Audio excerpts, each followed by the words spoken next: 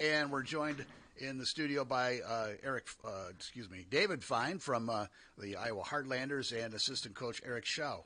How are you guys doing this morning? Eric, what? Did you say Shao? Show. Oh, okay. Isn't that right? Michaud. Wow. It's the day after the Super Bowl for you, too. You're the one who sent me the memo. And I just asked him, is it Michaud or Michaud? You probably just did the second half. Michaud. That's fine. Okay. It happens, You said it because you thought it was like him showing you, like me show, so you just thought the me was excluded. That is about our level of discourse on this show. Phonetically, it was right on, though. Not many people Only get it. one of us is not wearing Heartlanders gear today, by the way. I see that. I wore my jersey. I was like, I need something long sleeve, and hey, they're coming in. I'll wear the jersey. Perfect. My sister got me for Christmas. Perfect. Love that. I also have a nice knit hat that I bought at the last game. That's so. It's in the other room because it is not warm out. No, it is not, and it's not going to get warm. You do have plenty of gear, by the way. We've got great gear. If you'll get a chance to go to a game, stop by the merchandise area. You walk in there. It's like kind of off to the side of the north end there, and go downstairs. Lots of great stuff. Top notch. Really Look good at that. stuff. I didn't even tell you I was going to plug that. No, that's great. We appreciate it. Thank Yeah. you. We'll take Sorry about the that. plugs. Sure. You guys had a little short little road trip last week. Played 3 games, one with Cincinnati, and then you had Kalamazoo. Two in Kalamazoo. 2 with Kalamazoo, and it ended up on the winning side of it anyway. Yeah, honestly, the guys really took the weekend or the week by storm. We had a rough weekend, so to speak, the weekend before. So the guys really grabbed the bulls by the horns this week, so to speak. Yeah, it ended up 2-1, and now you guys are back for 4 games actually, and then you're off for a long road trip. Not consecutive games or anything, but you're playing 10 games in a row on the road. It's going to be a long trip. Yeah, it definitely is hard on the families, that's for sure. But we actually don't mind getting on the road. We have a good group of players and staff, so it is what it is, and we're used to it at this point. Most of us have been doing it for a while. You guys might not be the guys to ask us, but you probably have a good idea. Now, when you have a 10-game road trip, is that because something else is booked at the arena at that point and you kind of have to schedule around it, or is it just that's how the league spit it out? I feel like it's a little bit of both. It just so happens that when we're on the road a lot, there is stuff at the arena. There's some dates, obviously, that aren't available, like from the start of the season. But otherwise, most of the time there's other stuff going on at the arena. Because I know like stuff like they just had the women's wrestling there, for example, the girls wrestling there. So you guys weren't available to use it this weekend, and you're on the road. Yep. Yeah, so your road trip starts in Cincinnati, then you got Toledo, then Kalamazoo, and then 2 in Indianapolis, and 2 with Bloomington, and then 3 with Rapid City, and then you're finally home at the... Get to know the Rust Belt. Yes. Yeah. At least you're not going to like Tulsa in the middle of that or something like that. Yes, Thankfully. and luckily it's split up by weekends, so we can come back after each, sure. which you think normally like, baseball 10-game road Right. trip, you're on the road for No, you're solid. for however long the road trip goes, but we're really lucky to be able to come back in between, because 10 straight on the road without being able to come back would be that'd be like a toll. month straight. We're lucky that most of the places we go are 5, 6, at most 7 hours away, and then those getaway days are hopefully you're back on those. If you play a Sunday game, you're kind of back before midnight or just a little bit after midnight. So Right. we're lucky to be able to come back, and lucky that it's split up. And then after that, we only have 1 road game the rest of the year. So this road or this homestand, That's kind of the trade-off, isn't it? Yeah, it's kind of a nice trade-off, because then I think we have 9 or 10 in a row at home after. So When does the regular season end? mid-April. Mid-April. Okay, so you got plenty of time. Okay. Yep. Wow, that's a lot of home games then. Yeah, it sure is.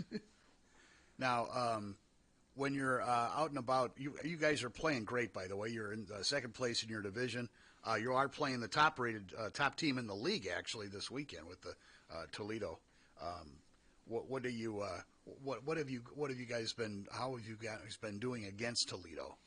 Yeah, we've actually done pretty well against them this year. Toledo's one of those teams where you always know they're going to be around the top. So if you can get any points against them at all, whether it's winning or going to overtime, it's a good thing to get some points from them. But overall, like, they're a very skilled team, and we just try to work extremely hard and close quick in our D zone, and don't give them any time and space to really do anything with their highly skilled offense. Well, they've got 68 points to your 57, and you're 3 points ahead in second place right now, points-wise. And you had a really solid season, so barring the wheels falling off, which we seriously doubt given the coaching staff and the spirit of the players, you guys are playoff bound this year, it looks like. Yeah. You can't count on it, but, I mean, it looks good at this point. Yeah, I mean, that was the goal from the onset of this season. And we just had a special group from kind of the beginning, and I wouldn't just say that lightly. Everyone kind of knew we had a team that could do something this year when they came in. So that was the goal from the onset, and like you said, hopefully barring the wheels falling off, really, really looking forward to that. And I know the guys are really striving for it. We're working for it every day. Now, it's a young team, obviously, and literally like in the age of the franchise. First time you're probably going to, if you make the playoffs, it'll be the first time. So a lot of I don't even know. What's the playoff format like for the ECHL? Is it more like the NHL where it's East versus East, West versus West till the finals, or is it more like WNBA where it's just here's the records of all the teams and we're going to see them by that? Yeah, it's the top 4 teams in each division make the playoffs.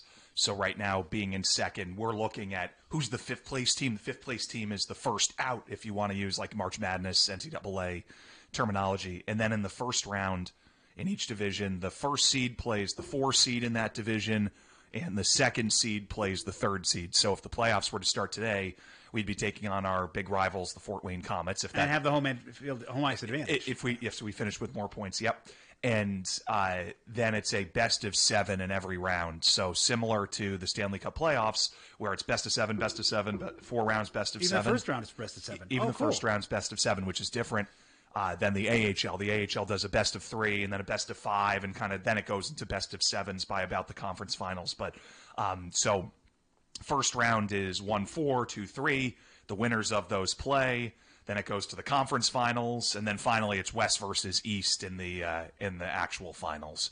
And Florida in our league is the 3-time defending champion, which is absolutely amazing given you guys follow our transactions and know what's going on and follow the team that, I mean, basically it feels like there's a roster move every week. Guys are getting sent up and down. There's, injuries, call-ups. You're bringing in players, trading for players. For a team to do that 3 times in a row is so darn impressive, and that's something Kansas City fans have learned that. Yeah, yes, correct. That's not a shot at it. Not a shot at the Chiefs either. Yes, it's. I would say it's even. I'm not even kidding you. I think it's more impressive in the ECHL than it would have been if Kansas City won last night. Well, yeah, because in the pros you can retain players, whereas at your level, if somebody's really good, they're going to be moving up. Yeah, they move right up. And you're changing that roster every year, and you're still winning 3 in a row. Correct. Yeah. But anyway, so that's a little bit about the playoff format. And so our final home game is on April 12th, then our final road game April 13th, and at some point in that week, probably around the 16th, 17th, 18th, 19th, or 20th is when the first round of the playoffs will start for all the teams. So it depends on a lot of different things, but like building availability and when the ECHL actually wants to let teams start. But that week after April 13th, somewhere after, is where the playoffs begin. So there's a home game, I believe, Wednesday night, right? Yeah, we got home game. 4 games coming up this week. We play Cincinnati, division rival, on Wednesday. Friday, Valentine's Day, Love on Ice night, where love will not be lost against the Toledo Walleye. Potential first versus. You're going to have fun on that broadcast with puns, aren't you? I've done enough Valentine's Day broadcasts, so maybe not. Saturday is our big night, though. Saturday's Stick It to Cancer night. So, we're raising money for local organizations, bringing organizations in. We're giving discounted tickets to $15 tickets to any healthcare worker in the UIHC system. We have that link on our website, which is great as well. We still have the $10 online youth tickets for all our games. Lavender out at the arena. We're going to be wearing specialty jerseys. Tommy, I know you're wearing a jersey in here, but I like this. If you want, you can watch me be an auctioneer after the game with a live auction. It'll be my second one ever. Second live auction. First one apparently went really well, so they didn't fire me. I kind of wish they did, but they didn't fire me. And furthermore with that, I've learned to get people to bid on these jerseys. I kind of just start bullying people. So, if you show up, I'll be like, Lang, I've seen your W-2. It's looking pretty good this year. What are you talking about? You can't put an extra $50 down? Are you going to actually do it auctioneer style, like really fast? No, I've done one of these auctions, that. jersey auctions. You've done it too? I worked for a hockey team. Yeah, for the Rough Riders you did it, right? Yes, and they actually gave me a free jersey because one of the jerseys they had made got traded before the game. I might you want this one? I'm that. like, yes, I'll take a free jersey. I might angle for that. I think I gave him like $20. It was charity, so I gave him some money. But. Sure. No, that's wonderful. Yeah, I tried to do it a little auctioneer style. The hardest part about doing this, guys, is actually remembering the number. So like you'll be like, who 250, anyone seeing 250, and then if nobody, let's say it sells for $300, but the bid was 250, remembering that it didn't sell for 300, but it sold for 250 or 275 or whatever the number before is. So it's actually it works a different part of your brain than I thought I would ever work before. It's really interesting. I have to give credit to Eric too, because Eric does a lot of our hockey operations stuff, and he prepares the players so that they know, hey, this is coming up, be ready. And that's such an invaluable thing to have someone as strong as Eric. He and I kind of work together on the travel. He's always working on some of the the transactions and helping to make sure things are sorted with the league. And when players come in, Eric's that's his responsibility. Like, where's the player going? Where do they live? So being an assistant coach in this league is more than just getting on the ice and blowing the whistle a few times. And that's a big credit to Eric. Now, one thing you do have to remember when you're doing those auctions is the people who are bidding aren't used to auctions. They're not like people who go to auctions or just want a jersey. So they kind of raise their hand timidly or not all the way up, and you got to keep an eye out for that. Yeah, that's hard. It's hard. It is, yeah. There were some timid souls. Yeah, they're kind of like, put one. a little bit above my head. No, you got to get up there and yell, or I won't see you.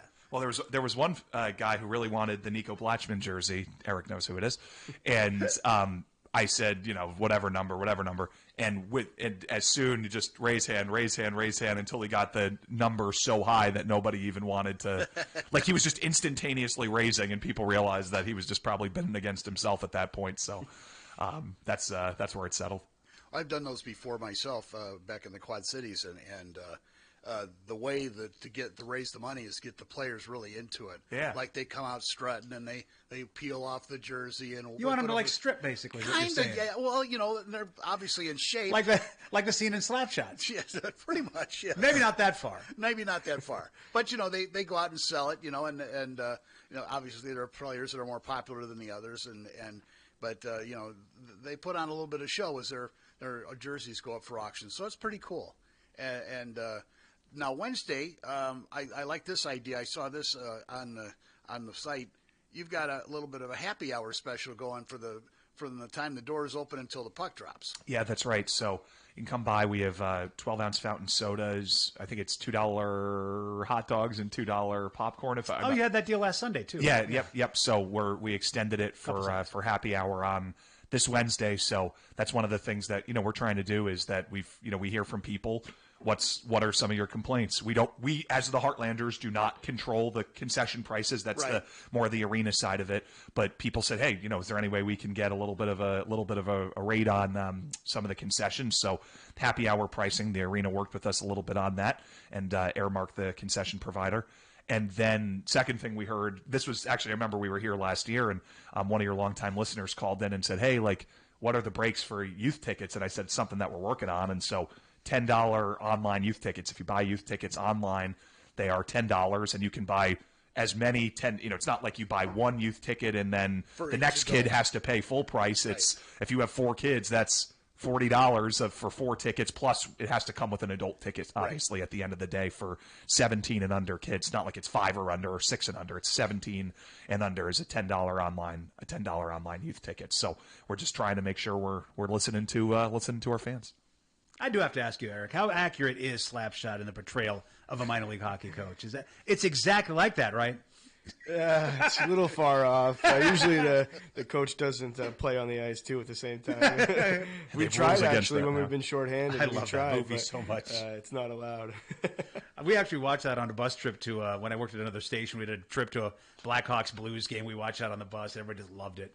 Oh, I love that movie. It's an instant classic. I really think that Bull Durham is the most accurate depiction of what, for a movie, of what sort of life in the minors is kind of like. Like even just the thing about any sport, like even the thing about the shower shoes, where it's like if you have dirty shower shoes, you're never going to make it to the bigs. Like just that, those are like the kind of things that you might hear like from I don't know, in the Heartlanders locker room, but just that sort of tone of conversation. Like, if you do this, you're never making it to the bigs, or just those kind of, maybe not like the bar fight, but how can we get a rain out kind of thing? Oh, what if the sprinkler system were to go off and break, or like those sort of things. Well, you have a nice facility though in Extreme Arena. I don't know if every team, because I haven't been to a road game, but I don't know that every team in the arena's got a facility that nice. Maybe Eric, you could no. No, I don't need you to name names. I won't put down anybody. But no, we definitely have some of the nicer settings.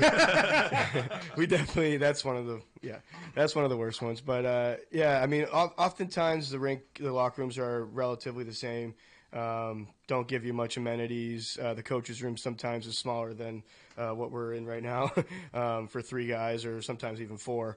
It's an extremely tight fit. But we make do. I mean, like you said, we're used to it at this point. We've all been around for a while, and the locker rooms are probably in Slapshot are probably pretty similar to the ones that we still get in the visiting teams, honestly. Yeah, I've with the press pass, I've actually been able to go down kind of in those areas. You guys, real nice like training room and stuff like that. And it's real nice. We have it all, and we continue to upgrade more and more. It's just we're a new team too, so we're still figuring out what we need and what the players want too. So just like David said, how we listen to the fans, like as a coaching staff, we listen to the players, and one of the things they asked for in the beginning of the year was a sauna.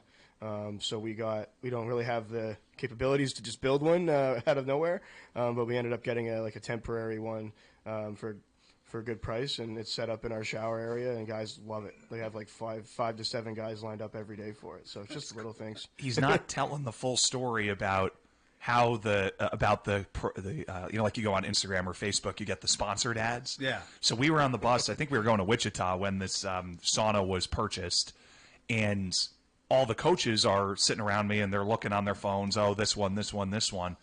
And so as a result, we finally get to the hotel. I go on my Instagram or Facebook, and every promoted ad I'm getting, because I'm sitting around 5 people that are constantly looking for hours at this, which sauna are they upgrading to? So my phone has been peppered with these sauna ads for a lot of the last few weeks. So that was a positive. Now I can explore if I want to add a temporary sauna to my home. But no, like you said, the boys, there's always a huge line for the sauna apparently now. So.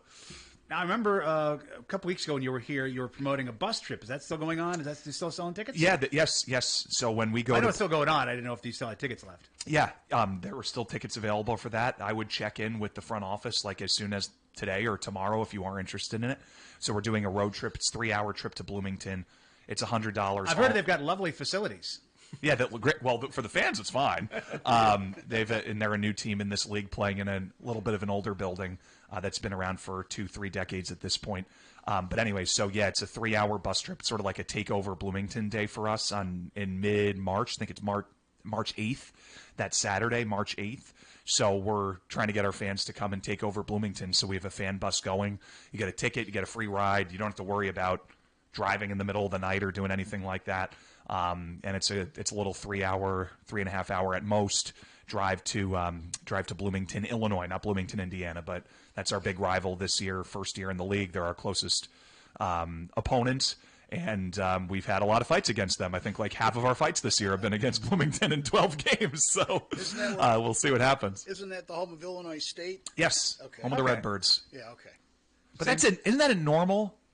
That's in Normal, right? Normal, Illinois. Normal claims Illinois. Oh, right. I'm thinking, you're right. Champaign-Urbana is the U of I, University of Illinois.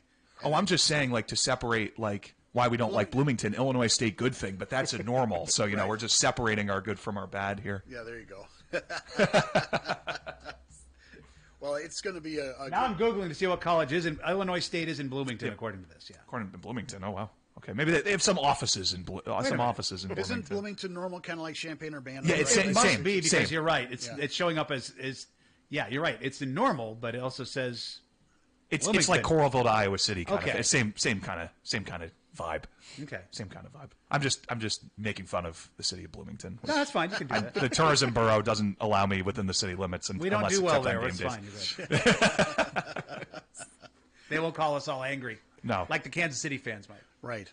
Well, 7 o'clock, the puck drops on Wednesday, and then what are the game times on Friday, Saturday? Friday at 7, Saturday at 6, big night Saturday, first ticket to Cancer Night. And then if you can't make it this weekend, we're also home next Wednesday against Bloomington, believe it or not. Oh, there you go. Before we're on the road for a few weeks. So 4 games over the next week and a half. Come out, and looking forward to seeing everyone at Extreme Arena. Yep, IowaHeartlanders.com is where you can get your tickets and schedule information. And Listen to the road games and the home games. there you go. Yep. Thanks, guys, for coming in. Thanks. Thank you, Thanks guys. for having us.